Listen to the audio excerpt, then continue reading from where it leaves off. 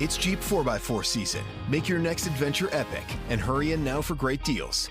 And now, well-qualified lessees get a low-mileage lease on the 2023 Jeep Grand Cherokee 4xE for $389 a month for 24 months with $5,399 due at signing. Tax, title, license extra. No security deposit required. Call 1-888-925-JEEP for details. Requires dealer contribution, a lease request, or capital. Extra charge for miles over 20,000. Residency restrictions apply. Take delivery by 5/31/23. Jeep is a registered trademark. The Angie's List you know and trust is now Angie, and we're so much more than just a list. We still connect you with top local pros and show you ratings and reviews, but now we also let you compare upfront prices on hundreds of projects and book a service instantly. We can even handle the rest of your project from start to finish. So remember, Angie's List is now Angie, and we're here to get your job done right. Get started at Angie.com. That's ANGI, or download the app today.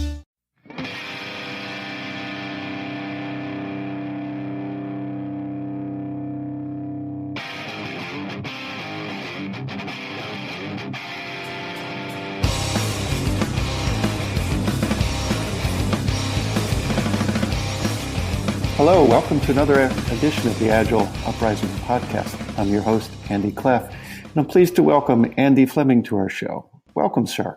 Delighted to be with you, Andy. Looking forward to the conversation. This is the Andy and Andy show. We had one a couple of weeks ago with Jeff and Jeff. So Andy's CEO and founding principal at an organization called Way to Grow, also a co-author of An Everyone Culture, Becoming a Deliberately Developmental Organization. And that's a mouthful, and we're going to unpack that. I'm going to save my tongue and call it a DDO, Deliberately Developmental Organizations.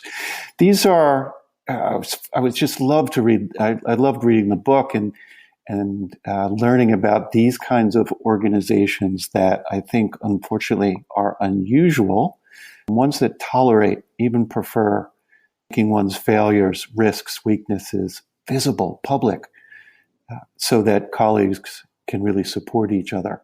The opposite of that, so many are familiar with, the Tayloristic version, where everybody is doing, as the book says, a second job of hiding their weaknesses, trying to look their best, manage their impressions. Some of our listeners will be familiar with our previous podcast, Red is Good, where we talked about that concept of delivering watermelons, where it's nice and green on the outside, and when you crack it open, it's red on the inside. So listeners, imagine creating a workplace safe enough and demanding enough that everybody comes out of hiding. That's the promise of a DDO, and that's going to be the focus of our show. Before we dive in, Andy, tell us a little bit about your background, a little bit about Way to Grow's vision. Sure. So I've been in the organizational development, leadership development field for about 30 years, and both inside of companies and also, but mostly as a consultant and executive coach, and have written a couple of books on life and career choices, and then collaborated with my colleagues for An Everyone Culture. Education-wise, I'm reminded of a story. The coach was told by a player at toward the end of the season. He said, "Coach, I haven't missed a practice all year," expecting the coach to say, something nice and flowery. And the coach reply was, "Well, you should be a lot further along than you are now." And so Andy, I went to Yale undergraduate and then Harvard Business School, and I've had the privilege of working with current colleagues Bob Keegan, Lisa Leahy, as well as Claire Lee, who's also a developmental coach and happens to be my spouse. I have worked with some others in the field of human development and organizational development. Some both luminaries as well as some folks who aren't widely known, but probably should be. So I've been sort of chasing after this big idea that has crystallized with our book, An Everyone Culture. Chasing after it for a long time. And the idea is that you can create organizations, and in fact, we found some, and they do exist, where everyone grows. where in the course of being a part of the organization, they can become and are expected to become better and fuller versions of themselves. And so our vision is to help stimulate the creation of, help further the creation of 1 million DDOs in the world. So that anybody who is looking to go to work in an organization that is not only successful from a business standpoint, but is also going to help them grow and help them move toward their full potential, can find one. And that's a personal thing for me in having two kids who are in their mid-teens and wanting them to be able to find organizations, work organizations, and heck, schools and other kinds of institutions that operate this way. We embrace them for how they are. The entire, part of the book talks about bringing our whole self to work. That's right. And I think we want that for our kids, we want that for our colleagues, and we want it for ourselves. Absolutely. So I want to start because the title seems so simple, yet it is so rich. And you touched on a little bit. We talk, everyone culture. I want to talk about what do we mean by everybody? Is it just the underlings or just the leaders? No, it's both, as you know, Andy. If you think about our paradigm that sort of began to emerge in the late 20th century for growing people at work. The paradigm that emerged was that the best thing to do was to identify a small percentage of your workforce who you would consider to be the quote unquote high potentials. Right, became part of the succession plan. That's right. And it's kind of still for most companies or many companies, it's kind of the dominant paradigm. It's really sort of the talent management playbook, if you will, is to identify the high potentials and then create some special events, workshops, executive coaching, even some special experiences that exist outside of the regular flow of work. That are kind of extras or add-ons. And what we began to see and then did a deep dive into in our book is that there's what we would call now a 21st century paradigm that takes on the question of who you're going to develop. It says not just high potentials, you're going to develop everyone. At every level. At every level. And so it includes the C-suite and it includes frontline folks and everybody in between. So that's what we mean by everyone. The next part, culture. So we all embrace a healthy culture as Agilists. We talk about culture, eat strategy for breakfast. A good, healthy culture increases everything: employee retention, profitability, better communication. It reduces cost structures. What are some of the other things that you guys stress with this concept of a healthy culture? So from our perspective, healthy culture has all of the things that you just mentioned, that it employee retention, profitability, greater frankness in communication, all those kinds of things. And it's also what we call a growth culture, that the culture fosters the development of every person in it.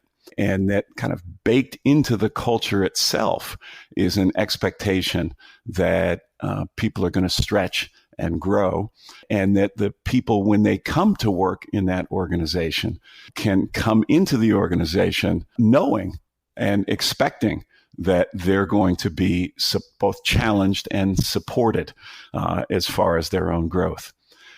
And when you have a culture where people are stretching and growing, then you've got a culture that's better able to handle adaptive challenges that are the kind of challenges, that organizations are facing, more and more, the more complex, ambiguous kind of problems that people who are have kind of a growth mindset, if you will, and from our perspective, a growth culture is how you scale Carol Dweck's growth mindset idea. But people coming into such an organization, both individually and collectively, are going to be better equipped. And in fact, going to look forward to taking on the more complex problems and challenges. They're going to see that as part of their own growth journey, as opposed to, oh God, here's one more thing, the next thing that we've got to handle or somehow deal with. So hope that gives a little bit of a sense of what we mean by an everyone culture. From our perspective, an everyone culture is really a growth culture. And it also begins to touch on deliberate and development. So you talk about it is an expectation of everyone. It is upfront. It's known when you join this sort of team, this sort of culture. It's no surprise. It's a deliberate choice by policy, by practice, by principles, by value. And you also talked about development, not of a select few, and not of just a career. Let's unpack the DDO part of right. So deliberately is what we like to say is what takes someone's growth from what we would call happy accidents to something that happens much more intentionally, much more purposefully. Let me pack the unhappy accident idea for just a second. So we've done this with thousands of folks in workshops, if you were to ask someone to talk about a time in their career that, a 2-month period, a 6-month period, that for whatever reason was a particularly growthful, a time of high growth for them.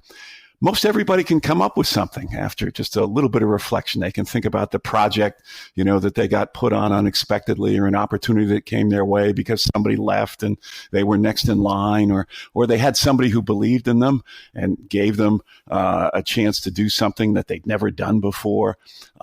Those kinds of experiences. And so everybody has those kind of stories. And if you unpack it a little bit, you see, my goodness, those were times when I really grew. And that growth that I experienced during that time, man, that enabled me to do things in my career and in my life that I wouldn't have been otherwise able to do. Thank goodness I had that experience. Well, yeah. But for most of us, in fact, almost all of us, those experiences are things that just kind of happened. We just sort of fell into it. But if you unpack it a little bit, you can see that there's common circumstances and common factors that enable growth experiences. And they have to do, and primarily speaking, with higher levels of challenge. So an opportunity to step outside of your comfort zone and what it is that you've done so far, or what it is that you might consider your particular strength, and also higher levels of support, that you at least had one person or maybe a group of people who believed in you, supported you, encouraged you, held your hand at some points. And so since we know that higher levels of challenge and support are what enable growth, the DDOs, the deliberate part of DDOs says, well, why don't we go beyond happy accidents for people? Why don't we try to create an organizational environment where people experience higher levels of challenge and support every day? So a light bulb just went off for me. So I'm reading some of the examples in the book, and I forget which of the three organizations did this so regularly, but the concept was, as soon as you've got your job down and you're comfortable, you're being moved on. And I thought, damn, shit, I just figured this out. Don't move me now. Give me 6 months. But you don't get that. And now, so your explanation here of the value of the happy accident, make it deliberate. Put the individual, and all of us are highly capable, or we wouldn't take on these challenges. Put the individual in a situation where that, quote, happy accident happens more frequently, because you're forced to the growth edge, you're supported, and then greater things happen. Now I understand why they do that. Yeah, exactly right.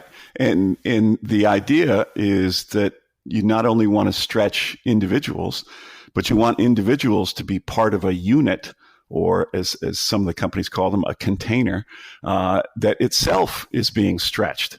So the idea is that you want to have folks be part of a team that when sort of the goal emerges for that team for the coming year, there's a moment where they look at each other and say, wow, we have no idea how we're going to achieve that goal. We're going to have to rethink everything. And a DDO wants to have those kind of conversations happening. It wants to have people questioning the way they've done things before, and questioning, even more importantly, the old assumptions that underlie the way that they've done things before, both collectively in terms of a team or a unit or a whole organization, but also individually. And that actually leads, we didn't exactly plan it this way, Andy, but that actually leads to the notion of what the heck do we mean by development? Right. And what we mean by development, kind of our sort of, I'll call it a semi-formal definition of development, is surfacing, so bringing to the surface, engaging or testing, and then ultimately transcending limiting assumptions and the behavioral patterns associated with them. So by limiting assumptions, we just mean old ways of thinking, old assumptions that we might have unconsciously made about ourselves, about other people, about customers, markets. About everything. About everything. It's moving to the left side of the Cynefin framework, where best practices don't exist, and you let go of what you think really worked, and you have to let go of so many cognitive biases and go explore. Now, I'm sitting here thinking, what kind of organization can take this? And classical, hierarchical, Tayloristic, let's stack rank everybody, this shit's not going to fly. So it takes a much different mindset and organizational approach to even begin to think of this. Yeah, it does. And it's interesting, though, the three that we profile in the book, all very different kinds of organizations. But they didn't start out necessarily to create what we came to label a DDO. And it was only, it's kind of our labeling of them as DDOs is a recent phenomenon. They were actually trying to figure out the best way to run their business. And they independently came to the conclusion that the best way to run their business was by stimulating the growth and development of everybody who works in the business. Right. And so it doesn't, you don't have to be a kind of organizational development or psychological kind of savant to be interested in this. That it's often kind of the, quote unquote, hard-headed business people.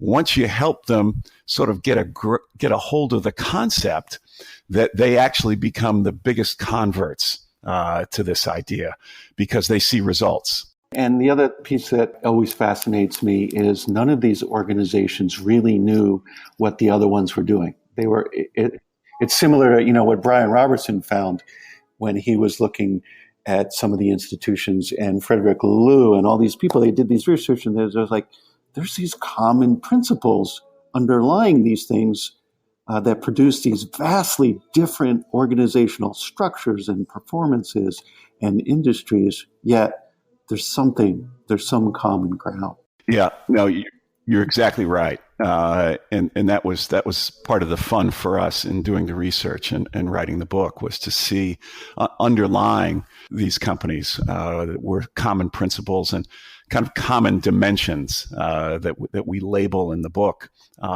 as. On Florida's Space Coast, we think you can have the best of both worlds. Kind of like right now. Driving, at your desk, maybe at the gym, but you're also grooving to some music. Visit us and you'll go to the beach. and see a rocket launch. Or go kayaking and manatee spotting. It's all waiting for you on the only beach that doubles as a launch pad. Plan your adventure today at visitspacecoast.com.